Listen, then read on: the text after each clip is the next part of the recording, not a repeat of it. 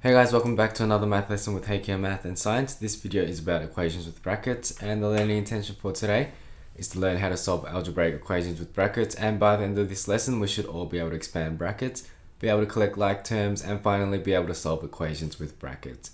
Let's just pause the video here and take a couple of minutes to write these down. Alright, so there's just a couple of key things we need to know for this topic, and the first is that to expand we need to use the distributive law. And this states that when we're expanding one of these down here, like a bracket b plus c, we multiply the a by the first thing inside the bracket like that, like the arrow shows, and then with the second part like that. So I'll just rub out all my drawings.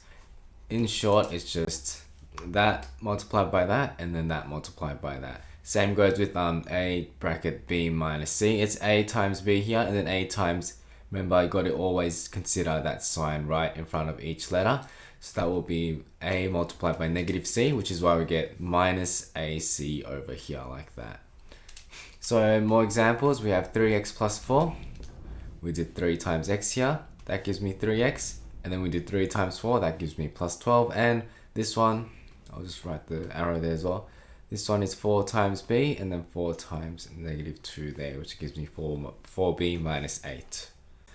Alright, we also need to know that like terms are terms that contain exactly the same pronumerals and can be collected to simplify expressions. This is a bit of revision from earlier in this term. And so example, 3x plus 4 plus 2x, our like terms are 3x and 2x. We can add those two together. That gives me 5x, and 4 just stays the same. Alright, so equations involving brackets can be solved by first expanding brackets and then collecting the like term. So these are 3 key points we really need to know for today's lesson.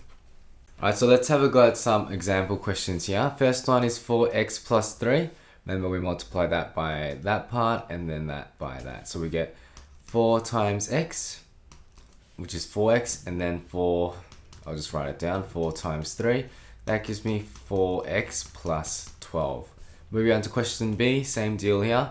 Multiply 6 by q and then multiply 6 by negative 4. That gives me 6q over here, minus 6 times negative 4, which is 24 there. And moving on to C, multiplying that by that, and then that by that again. It's all positive, so it's a bit easier. 5 times 3a is 15a, plus, because the plus sign's there, 5 plus 4, which gives me 20. Alright, now moving on, it's your turn. Just pause the video here, have a go at these ones by yourself, and just unpause it when you're ready to go through them with me. Alright, so first question, we have a 3x plus 7, multiply that by that, and then that by that. All positive, so it's pretty straightforward. We just have 3x plus 21. Moving on to question B, 8 times m, and then 8 times negative 6. That gives me 8m minus 48. And moving on to question C, we have 5 times 8y there, and then 5 times 7. That gives me 40y on the left, plus 35 there. Give yourself a tick for each one you got correct.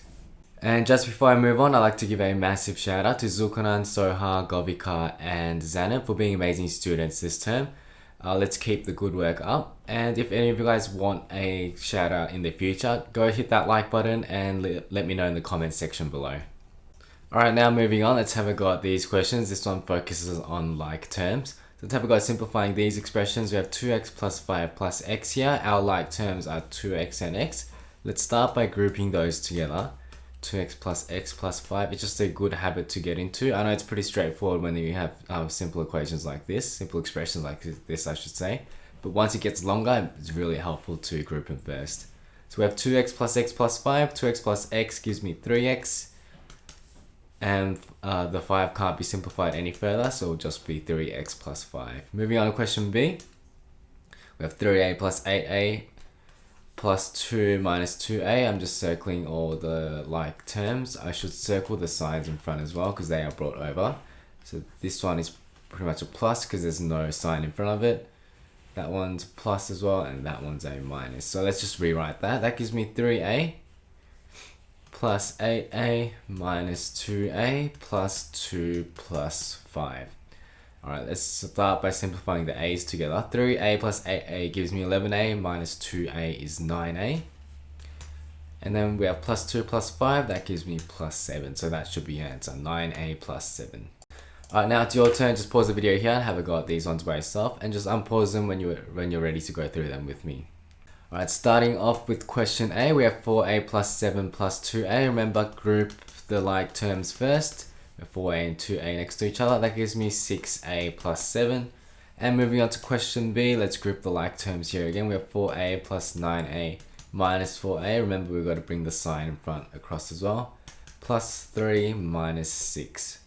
So that gives me 4a plus 9a minus 4a. We can just cancel these two out because negative 4 plus 4 is 0.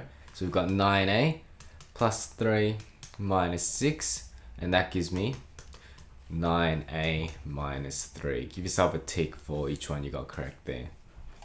Alright, and now moving on to the last set of questions. Let's have a go at solving these equations by expanding the brackets first. So this will use our knowledge of both like terms and expanding brackets.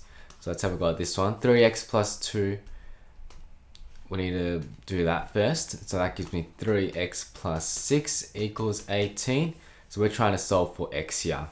That gives me, I need to get rid of the 6 on the left. We can do that by subtracting 6 on the left and subtracting 6 on the right. Remember, whatever we do to the left, we have to do to the right as well. That gives me 3x equals 12. Now we need to divide both sides by 3. Because this is pretty much 3 times x. To get rid of multiplication, we need to do the opposite of it, which is division.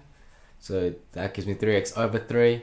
We're left with just x over here, so x equals 4. Moving on to question B, we have 7 equals 7 4q minus 3. I'm just going to add the arrows there so you know what you're doing. That gives me 7 equals 7 times 4q gives me 28q. And 7 times negative 3 gives me minus 21. I'm going to bring the 21 over to the other side by adding 21 to both sides. That gets rid of the 21 on the right. So that gives me 28q minus 21 plus 21. So these two are gone. Gives me 28 on the right equals 28q. To get rid of 28, we need to divide it by 28. To get rid of 28 from the q, I should say, we need to divide it by 28. That gives me 1 equals 1q. So that pretty much means q equals 1. And moving on to question C, I have 3b plus 5 plus 4b equals 29. So I'm going to add the arrows there. That gives me 3b plus 15 plus 4b equals 29. Going to collect the like terms again. 3b plus 4b plus 15 equals 29. 7b plus 15, that gives me 29 now. Now we need to get rid of the 15, subtract both sides by 15, equals 29 minus 15. So 7b is going to equal 14, need to divide both sides by 7 now, and b is going to equal 2. So hopefully this is all making a bit of sense. If you are stuck at any point or have any questions, just feel free to give your teacher a shout. Alright, now moving on, just pause the video here, have a go at these ones by yourself, and just unpause the video when you're ready to go through them with me. Alright, starting with question A, we're solving for m. Just add the arrows again. We have 5 times m, that gives me 5m plus 5 times 4, which is 20, which equals 30. Let's subtract both sides by 20 now. That gives me 5m on the left, and 30 minus 20 gives me 10, so 10 on the right. Now we need to divide both sides by 5.